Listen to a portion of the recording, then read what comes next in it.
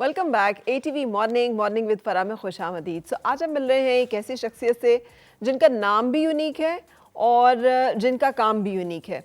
आप में से मुझ समेत बहुत सारे लोग हैं जो शायद इकिगाई से वाकिफ़ ना हो। ये एक जापानीज़ कॉन्सेप्ट है और ये इस कॉन्सेप्ट के कोच हैं और उनका नाम जो है वो है सपहर इरफान। अस्सलाम वालेकुम। कैसे आप सपहर? अल्हम्दुलिल्लाह, अल्लाह का शुक्र। आप खैरियत से हैं? बिल्कुल अल्हम्दुलिल्लाह। दोपहर, सपहर तो लोग आम जिंदगी में भी नहीं बोलते, तो नाम तो जी एक बड़ा बिल्कुल ही ऐसा ही डिफरेंट है। सा वो है। वो इसलिए भी नहीं बोलते कि एक तो हम लोग उर्दू से अपनी ज़बान से बहुत नाबलद हैं। हाँ, अब दूसरा इवनिंग हम कह देते जी, हैं। और दूसरा हम आसानियाँ ढूंढते हैं, तो इसलिए हम शायद नहीं करते। बहरहाल ये सपहर वो नहीं है। इस सपहर का मतलब है आसमान। It's also Persian word and it means sky. Pronunciation में थोड़ा सा फ़र्क है। सपहर सह मीन्स 3, 3। पहर means time, हाँ, whereas this name is one word, seen, pe, he, re, and it सपहर। means sky. Okay, so Iranian उसका है, राइट। जी, thank you for adding into our knowledge. और जज़ाकल्लाह। इकिगाई के हवाले से भी जानेंगे। मुझे ये पता है कि इकिबाना होता है, वो हाँ जी, फ्लावर्स की एक arrangement, अरेंजमेंट that's है also Japanese. वो, एंड दैट इज वो जापानीज का एक बड़ा ही, जिसे कहना चाहिए, ट्रेडिशनल आर्ट। ऐसे और ही है। आप कह रहे हैं इकिगाई भी जापानीज कोई कॉन्सेप्ट है। Is this a concept of life? ये क्या है? ये कोई फिलॉसफी है? ये कोई ज़िंदगी गुजारने का तरीका है? ये क्या चीज़ है? जी, मैं कोशिश करता हूँ इसको एक्सप्लेन करने की। आपने जैसे कि अर्ज़ किया, बिल्कुल ठीक बताया आपने कि बहुत ही कम लोगों को पता है इस कॉन्सेप्ट के बारे में, इस फिलॉसफी के बारे में, ना सिर्फ पाकिस्तान में बल्कि दुनिया भर में भी। और जैसा कि मैं थोड़ी देर पहले आपसे अर्ज़ कर रहा था कि इवन जापान में भी सब लोग नहीं जानते इसके बारे में। Ikigai is the right pronunciation for this word. So इसके हम पहले लिटरल मीनिंग्स पे चलते हैं। Iki in Japanese means life, जिंदगी। Gai, GAI, in Japanese literal meaning इसका है वर्थ वैल्यू। आपकी ज़िंदगी की कदर व कीमत या उसकी अहमियत क्या है। यहाँ तक एक तो ये तो इसका लिटरल मीनिंग हो गया। अब इसकी हम थोड़ी सी हिस्ट्री पे नज़र डालनी पड़ेगी इसको बेहतर समझने के लिए। तो आज से तकरीबन अगर हम तारीख़ में चले जाएं तो तकरीबन आज से कोई 1200-1300 साल पहले 784 में जापान में एक डायनेस्टी थी जिसकी हुकूमत थी, उसको हान डायनेस्टी कहते थे। उस बड़ी वक्त मशहूर। जी, उस वक्त इस क्या कहते हैं एम्पेरियलिज्म था का दौर था। उस वक्त इस लफ्ज़ को इकिगाई कहा जाता था। ठीक है। इकी का मतलब वही ज़िंदगी, लाइफ, और गाय की जगह ये काय था, मीन्स KAI। अब काय का मतलब एक्चुअली अगर लिटरल मीनिंग में लूँ तो उसका मतलब है शेल, सिप्पी, जिसमें हमें याद है मोती निकला करते थे, हीरे जवाहरात और ये सारी चीज़ें। तो एक वैल्यूएबल कमोडिटी थी उस वक्त भी, आज भी जब भी हमें समंदर के किनारे मिलती है। तो ये वक्त, ये लफ्ज़ जो है, ये ट्रांसफॉर्म होते होते over the period of time modern world में इसको इकिगाई से इकिगाई का सफ़र इसने तय किया। ठीक है। फास्ट फॉरवर्ड हम आ जाते हैं ऑलमोस्ट 2001 में। ठीक। ठीक है। और जापानीज़ क्या कहते हैं यूनिवर्सिटी एक है टोक्यो, यूनिवर्सिटी ऑफ टोक्यो, उसके एक प्रोफेसर थे, उन्होंने इस लफ्ज़ से बहुत तहकीक की और उसकी बात करने के बाद उन्होंने इस लफ्ज़ को बाकायदा जापानीज़ डिक्शनरी का हिस्सा बना दिया। सही। अच्छा, उस वक्त तक भी दुनिया को इसके बारे में नहीं पता था। अब दुनिया के सामने ये लफ्ज़ कैसे आया? वो तब आया कि जब दो European educationist, Marcelis and Garcia, they are from Spanish origin, वो उनको कहीं इस लफ्ज़ की भनक पड़ गई। उन्होंने कहा यार ये क्या है। जब उसके बारे में तहकीक की, जानने की जस्तजू की कोशिश की, तो पता चला कि यार जापान के साउथ में एक आइलैंड है, जजीरा है, ओकिनावा के नाम से। ठीक है। ये 5 ब्लू जोन्स में से एक है। ठीक। अगर हम 5 ब्लू जोन्स पे सर्च करेंगे तो इसके अलावा भी कुछ जगह हैं जिनका मैं बाद में जिक्र करूंगा in the best interest of time. तो उन्होंने कहा यार यहाँ जाके देखते हैं। तो उसके बारे में जब उन्होंने थोड़ा सा ऑनलाइन पढ़ा, बाकी जगहों से पता किया, तो पता ये चला कि यार ये एक ऐसा जजीरा है जहाँ पे कि आबादी जितनी भी है उसकी जो मेजॉरिटी ऑफ द पॉपुलेशन है वो 100 साल से उम्र उनकी ज़्यादा है। तो हम अगर ये कहें आसान अल्फाज में कि नंबर ऑफ सेंटेनरियंस सबसे ज़्यादा हैं उस जजीरे पे I saw a comparatively. documentary recently on Netflix जो ये ब्लू एरियाज के ऊपर थी, जी बिल्कुल ऐसे ही है। एंड यही सैनिटेरियंस के ज़्यादा जी बिल्कुल उम्र के ऐसे ही है। लोग। हाँ। तो उन्होंने कहा यार ये कैसे कि ये वहाँ पे इतने लोग भी कम हैं, ज़्यादा आबादी भी नहीं है, जजीरा है छोटा सा साउथ में, लेकिन लोगों की उम्रें इतनी ज़्यादा क्यों हैं? तो इस चीज़ ने उनकी एक जस्तजू को, उनकी एक उसको तजस्सुस को और हवा दी, और ये दोनों साहिबान उठ के वहाँ चले गए। और उन्होंने वहाँ पे जाके आज से कोई 10-15 साल पहले एक हफ़्ता गुजारा जस्ट टू फाइंड आउट कि यार ये कॉन्सेप्ट है क्या और ये लोग क्या ऐसा कर रहे हैं।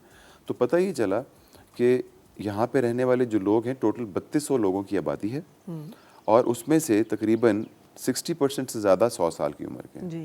उन्होंने कहा यार ये कैसे हो सकता है। तो उनसे बातचीत की, रहे वहाँ पर, उनके साथ घुल मिल गए, तो पता ही चला कि उनके कुछ ज़िंदगी गुजारने के रहनुमा उसूल हैं, जिसको मैं रूल्स कह लेता हूँ, प्रिंसिपल्स कह लेता हूँ। और वो रहनुमा उसूल ये हैं कि उनमें, मैं सब पे क्या कहते हैं रोशनी ना डाल पाऊँ शायद वक्त के तनाजुर में, लेकिन कुछ चीज़ें जो बहुत हमारे लिए अहम है समझनी, वो ये हैं कि सबसे पहले तो ये कि वो कुछ ऐसा खाते नहीं जो वो खुद उगाते नहीं, ठीक है। नंबर 1। सही। नंबर 2, जब भी वो कुछ खाते हैं तो जितनी भी उनको भूख लगी भी हो, वो उसमें से 20% छोड़ के खाते हैं। अच्छा। नंबर 3, वो हर चीज़ को अपने इर्द गिर्द उतनी ही रिस्पेक्ट देते हैं जैसे हम किसी डिवाइन या सीक्रेट चीज़ को देते हैं। तो अगर आपको शायद आइडिया हो इस बारे में कि जापान में सबसे ज़्यादा जो प्रैक्टिसिंग मज़ाहिब हैं वो बुद्धिज़्म है और शाइंटोइज़्म है। शाइंटोइज़्म की हिस्ट्री भी उतनी ही पुरानी है जितनी बुद्धिज़्म की है। बुद्धिज़्म हम जानते हैं 6000 साल पुराना है, शाइंटोइज़्म भी तकरीबन उतना है। दोनों में बहुत सारी चीज़ें कॉमन हैं, कुछ चीज़ें नहीं हैं। शाइंटोइज़्म इस हद तक चला जाता है कि मेरे इर्द गिर्द जो दरख्त, पहाड़, आग, सूरज, सब के सब मेरे लिए उतने ही रिस्पेक्टफुल हैं जितना मेरा क्रिएटर है। और इसी चीज़ को देखते हुए वो लोग रिगार्डलेस ऑफ द एज हर एक की रिस्पेक्ट करना, हर एक के काम आना, वो इस हद तक है उनमें कि जो बाकी दुनिया में वो देखने को नहीं मिलता। ठीक। प्लस जो कुछ भी उनके पास है उसमें खुश रहना हमेशा। इस चीज़ को समझना कि what ever the life is offering them is the best for them. ठीक। ये एक चीज़ हो गई। अच्छा, उन्होंने पूछा कि यार आप कह रहे हैं कि आप ऐसा कुछ खाते नहीं जो उगाते नहीं, तो मुझे यहाँ पूरे जजीरे पे तो कोई जानवर नज़र नहीं आ रहा, तो क्या आप लोग गोश्त नहीं खाते? उन्होंने कहा क्यों नहीं खाते, बिल्कुल खाते हैं। वो सामने देखें दरिया है, जजीरा है क्योंकि पानी के इर्द गिर्द है, तो वहाँ पे ट्यूना फिश है। तो हमारे 90 साल का जो बूढ़ा है या बूढ़ी खातून है वो भी ट्यूना फिश जाके खुद फिशिंग करती है। ठीक है। और वो हम पकड़ते हैं और that is the only meat जो हम खाते हैं। और वो भी जाहिर है वो ताज़ा है, खुद पकड़ा है, फिशिंग की है, तो उसमें किसी किस्म की मिलावट का कोई अंदेशा नहीं है। इन चीज़ों को, अच्छा फिर उन्होंने एक और चीज़ गौर की। उन्होंने कहा यार आप लोग मुझे बीमार नज़र नहीं आ रहे। उन्होंने कहा वो क्या होता है? उन्होंने कहा आपने नाम नहीं सुना, आप में से किसी को दिल की तकलीफ़ नहीं है, किसी को कैंसर, शुगर, डायबिटीज़, ये तमाम चीज़ें? उन्होंने कहा जी हमने ये नाम सुने नहीं है। उन्होंने कहा ये कैसे? उन्होंने कहा कि हमारा लाइफस्टाइल ही ऐसा है कि हम में से किसी को आज तक इन चीज़ों के शायद बारे में जानने की ज़रूरत नहीं पड़ी, क्योंकि हम में से कोई इस चीज़ का मर्ज़ का शिकार ही नहीं हुआ इनमें से, ना ब्लड प्रेशर इवन। ठीक है। अच्छा, उन्होंने देखा यार 80-90 साल के लोग को इवन चश्मा भी नहीं लगा हुआ। मैंने कहा इसकी क्या वजह है? उन्होंने कहा इसकी वजह ये है कि हम लोग काम करना एक तो नहीं छोड़ते, हमारी खुराक इतनी सादा है और हम इस हद तक खाते हैं जितनी हमें ज़रूरत है। अब तब इन चीज़ों पे उन्होंने उसको जाना, और इन चीज़ों के बारे में जब मैंने पढ़ना शुरू किया, रिसर्च करनी शुरू की, तो मुझे बहुत फैसिनेट किया। तो मैंने ये सोचा कि यार ये तमाम चीज़ें तो वही हैं जो कि हमें हमारा दीन इस्लाम भी बता रहा है। एग्जैक्टली। तिब नबी भी तो यही कह रही है, थोड़ा खाओ, थोड़ा बोलो, थोड़ा सो, और भूख रख के खाओ, हाँ, पॉजिटिव रहो, हमेशा वो रहो, अल्लाह की मखलूक की जो है खिदमत में रहो, एक दूसरे की मदद करो, इखलाक से पेश आओ। तो इसमें ऐसा क्या कमाल है? अच्छा, जब हम आते हैं इस चीज़ पे कि एक ही गाय का लिटिल मीनिंग पे तो हमने बात कर ली, अब हम ये कहते हैं कि इसको अगर मैंने इसकी वजाहत करनी हो, अब ये लाइफस्टाइल समझ आया मुझे जी, if I can interpret from your कि it's a lifestyle then I won't say Farah exactly a lifestyle. It's a more of a psychological understanding of who you are and what life brings to you. अच्छा।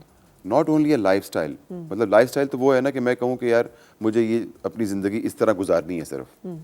उससे पहले तो मुझे ये समझना है कि मुझे ये ज़िंदगी गुजारने के लिए अपने आप को जानना ज़रूरी है। ठीक है। अच्छा, हम अब आगे जाके कहते हैं तो शायद इसकी मज़ीद वजाहत से कुछ और आसानी होगी हमें समझने में और हमारे नाजरीन को। वो ये है कि एक ही गाय का एक तो हमने लिटरल मीनिंग देखा, फिर दूसरी चीज़ कि एक ही गाय एक्चुअली अगर आप कहीं पे भी पढ़ेंगी तो सबसे पहले आपको नज़र आएगा पर्पज़ ऑफ लाइफ। जब मैं पर्पज़ ऑफ लाइफ को का तर्जुमा करूँगा तो मैं क्या कहूँगा? मकसद हयात। जब मैं मकसद हयात का नाम लूँगा तो मुझे समझ में पहला ख्याल क्या आएगा कि यार अल्लाह ताला ने भी तो हमें जो भेजा है वो बगैर किसी मकसद के नहीं भेजा, तो ज़िंदगी में हर किसी के कोई ना कोई मकसद तो है, नंबर 1।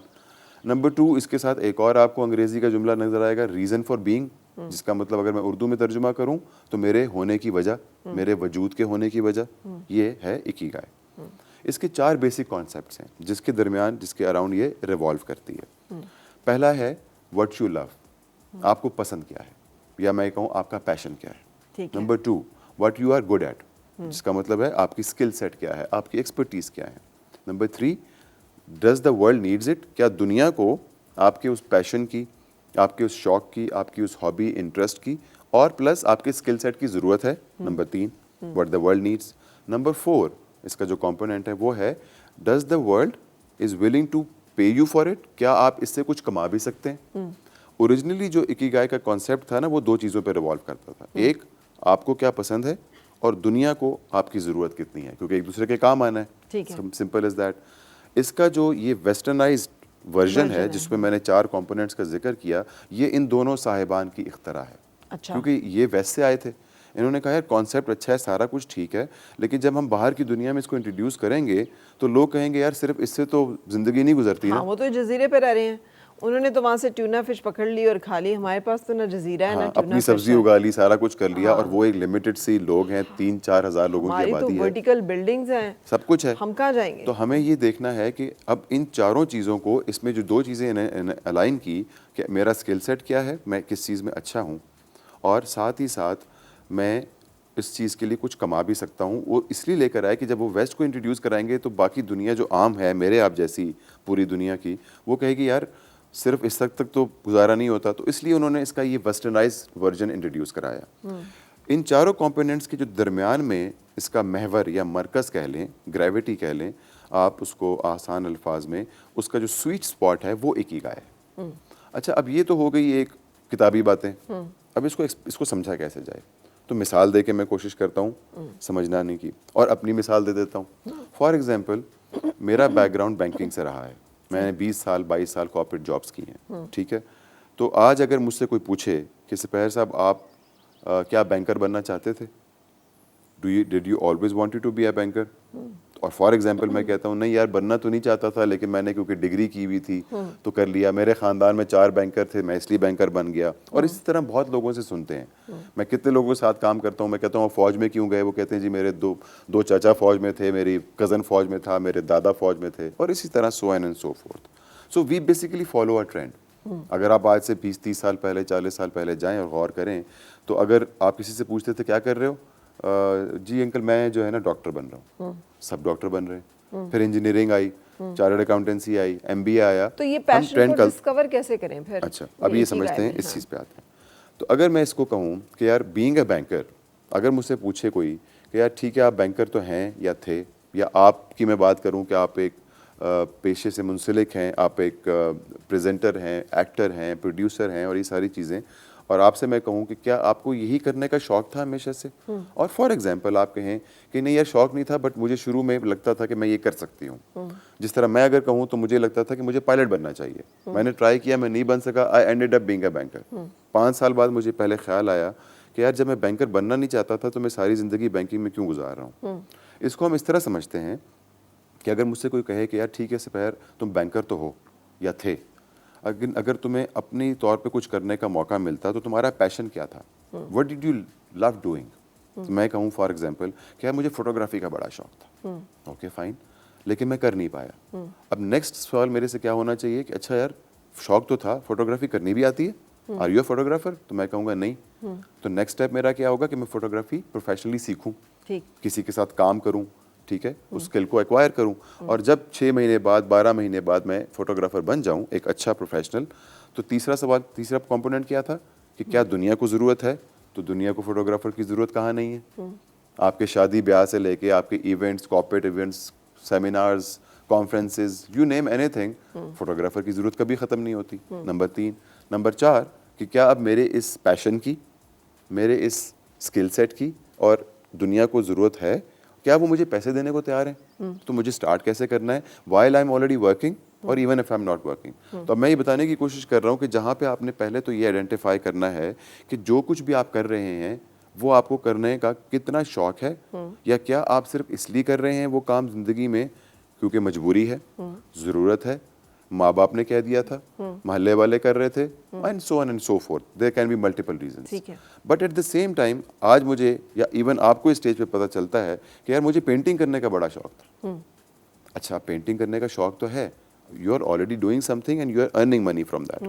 तो आपकी फॉर एग्जांपल एक 9 to 5 जॉब है, ठीक मैं आपसे कहता हूँ और आप मुझसे पूछती हैं कि सिफायर मैं करूँ क्या, पेंटिंग करने का शौक तो है लेकिन मेरे पास स्किल भी है, मैं एंड कर दैट भी इज सकती हूँ। एग्जैक्टली माय नेक्स्ट क्वेश्चन कि ये सारी बातें जो हैं ये अच्छी लग रही हैं, but how to do it, Yes. How to, ये Taking- इकिगाई देखें। क्या सिर्फ ये बताता है कि ये ऐसे होना चाहिए, जी, या ये भी बताता है कि ये कैसे किया जा सकता है? मैं आपको अर्ज़ करता चलूँ फरा कि सिर्फ ना सिर्फ ये कि ये सिर्फ एक थ्योरी नहीं है। देखिए हमेशा याद रखें कि दुनिया में जितनी भी थ्योरीज आई हैं, जब तक उसको हम ही ने, इंसानों ने उसको प्रैक्टिकली अप्लाई करके नहीं देखा, हमें पता नहीं चला कि वो थ्योरी कितनी वैलिड है। हाँ एग्जैक्टली, चाहे वो न्यूटन की थी, आइंस्टाइन की थी या किसी की भी थी। इसी तरह इसमें भी है कि जब मैं ये कहता हूँ कि यार थ्योरेटिकली तो मैंने एक्सप्लेन कर दिया, तो being a coach now my job is to tell people and I do one on one coaching, I do group coaching, और उसमें मैं यही बताने की कोशिश करता हूँ कि आपके स्टेप्स क्या हैं वो लेने के लिए, ठीक है, और उसका स्टेप क्या है। मैं यूनिवर्सिटीज़ कॉलेज में जाके इस चीज़ के ऊपर जब बात करता हूँ और मैं स्टूडेंट से पूछता हूँ कि बेटा आप किस चीज़ में डिग्री कर रहे हो, वो कहते हैं जी मैं इकोनॉमिक्स में कर रहा हूँ। और बेटा आपको शौक किस चीज़ का है? सर मुझे तो गाड़ियों का बड़ा शौक है, I am fascinated by cars. तो मैंने कहा फिर इकोनॉमिक्स में क्यों कर रहे हो? जी वो पेरेंट्स ने कहा है। तो अच्छा अब क्या करोगे? तो there are now kids who understand this कि in order to drive their passion what they love doing, क्योंकि देखिए इकिगाई को फॉलो करना या इसको अप्लाई करना ज़रूरी क्यों है? इस कॉन्सेप्ट का जो क्रक्स है ना वो ये है कि मैं कुछ ऐसा करूँ ज़िंदगी में जो मैं 24 घंटे करता खुशी रहूं से कर और सकूं। तंग ना हूं, मैं बोर ना हूं उस काम से। मैं 24 घंटे डेस्क पे बेशक बैठा रहूं लेकिन काम मैं ऐसा कर रहा हूं। हम कितने सारे डेस्क जॉब करते हैं मेरे समेत, डेस्क जॉब और whatever you are doing, you should be at peace with yourself, it should align, whatever you are with doing it yourself. Should align with your purpose of life. Right, but how to do it? अच्छा अब इसको करना कैसे है? मैं एक नौकरी कर रहा हूँ, क्या इसका मतलब ये है कि मैं अपने इकिगाई की तलाश में और उसको अप्लाई करने के लिए सारा कुछ दुनिया घर बार सब छोड़ दूं? नहीं, ऐसा नहीं है। मुझे वो छोटे छोटे स्टेप्स आइडेंटिफाई करने हैं। उसका तरीका कैसे है, उसके वो स्टेप्स क्या हैं? हम उन स्टेप्स पे आते हैं जी। लेकिन उससे पहले हम एक ब्रेक के लिए रुकेंगे और ब्रेक के जी। बाद हम यहीं से अपनी गुफ्तगू को जारी करेंगे। और मिलके गुनगुनाए हैं गुमशुदा जो खुशियाँ।